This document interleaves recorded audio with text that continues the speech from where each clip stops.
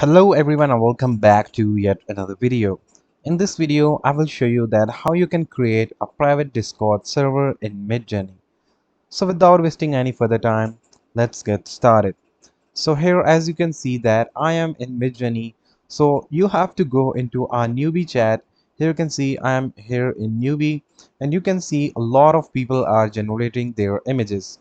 So this can be annoying if you want to use MidJourney for yourself because there are a lot of generations going on, so you can miss up your results.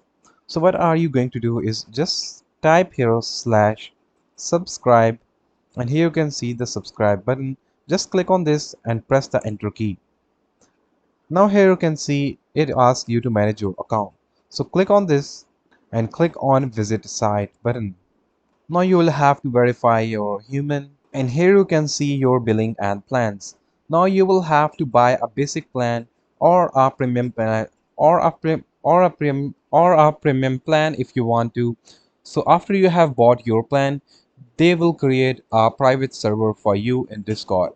So here you can see once I have bought a plan, I have been awarded with a private MidJourney server.